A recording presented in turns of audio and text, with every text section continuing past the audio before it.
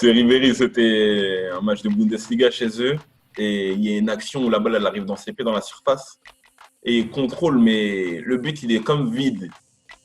Et il met une feinte de frappe. Mais on est deux à tacler. Mais moi j'ai cru qu'il allait tirer. Je tourne ma tête, je vois la balle elle est encore dans ses pieds. Décalé, placé, but. Je suis oh là là, non. Franchement, ouais, ce machin-là, j'ai dit, mais il est fou ce joueur ou quoi? Lewandowski. Peut-être physiquement, ça va être compliqué entre nous deux, mais sinon, que ce soit dans le jeu ou dans ses appels, il est toujours concentré, le mec. Genre, quand la balle, elle arrive, tu le vois pas, mais lui, il sait que la balle, elle va arriver, donc c'est compliqué de jouer contre lui, en fait. Ouais, super intelligent. Dans le duel, il va regarder le défenseur qu'il va voir en face de lui. S'il voit que ça peut être compliqué, il va trouver une autre solution pour te faire mal. On a vu qu'il fait mal à beaucoup d'attaquants, à beaucoup de défenseurs, excuse-moi. Ribéry, il est trop en avance, il est trop technique, il sort des trucs, tu t'y attends pas, tu te dis pas qu'il va faire ça à ce moment-là. Donc ouais, je pense Ribéry. Timo Werner et Naby Keita. Naby Keita, ce qui me choquait, c'était par rapport à son physique. Il n'était pas grand, pas costaud, mais techniquement, il avait un temps d'avance et même dans les passes et dans les duels, non, il me choquait. Et Timo Werner, je pense on a juste besoin de regarder les statistiques et on comprend. Mbappé, c'est une flèche.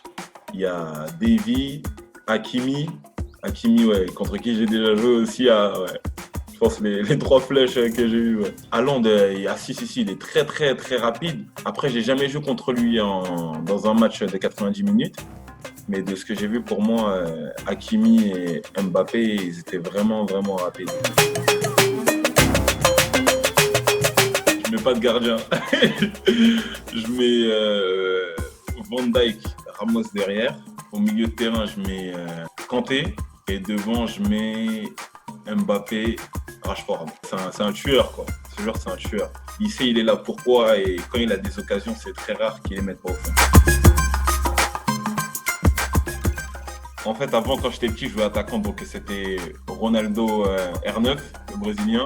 Après, plus je descendais, plus ça changeait, mais après, maintenant, c'est Sergio Ramos. C'est un guerrier.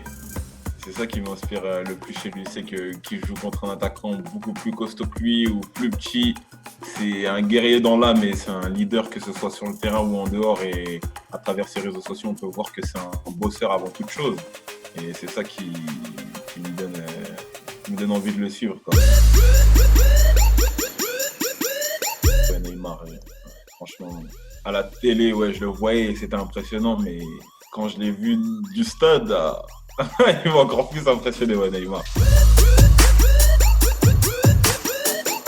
Dan Zagadou. Physiquement, ouais, pour moi, physiquement, c'est Dan. Parce que tu vois, Dan, c'est quelqu'un avec qui j'ai fait beaucoup de sélections, on va dire, c'est avec quelqu'un avec qui j'ai grandi. Et on avait à peu près la même corpulence, mais le dernier match, l'année dernière, je l'ai revu. Je me suis dit, mais t'es un dinosaure, toi, qu'est-ce que tu manges là-bas? Donc, non, je dirais Dan Zagadou, ouais. Je pense que c'est mon premier match professionnel avec Sochaux contre Monaco. Parce que mes frères, ils étaient venus me voir et moi, j'ai mon père qui est chez moi, qui est un peu malade et c'était la première fois qu'il pouvait me voir jouer un match de foot à travers la télé. C'était un quart de finale de Coupe de la Ligue. Et premier match en pro, je fais une bonne performance. Donc, je pense que c'était l'un des meilleurs moments de ma vie. Ouais. Il n'y a pas de meilleur moment. Je pense que tous les moments, quand tu vas en équipe de France, c'est le meilleur moment pour y aller. Peu importe le moment, que ce soit un match amical, une compétition internationale, c'est vrai qu'une compétition internationale, c'est encore plus fou, mais peu importe le moment, c'est grandiose. En tant que joueur, on a tout ça qui nous passe par la tête, mais franchement, j'ai été blessé un long moment, donc je me focalise plus sur mon club et sur mes performances. Et comme on sait, si tu es performant en club et ça se passe super bien et que tu joues les plus hautes compétitions, si tu fais des bonnes performances à ce moment-là, si tu le mérites, tu iras, donc il ne faut pas s'inquiéter pour ça.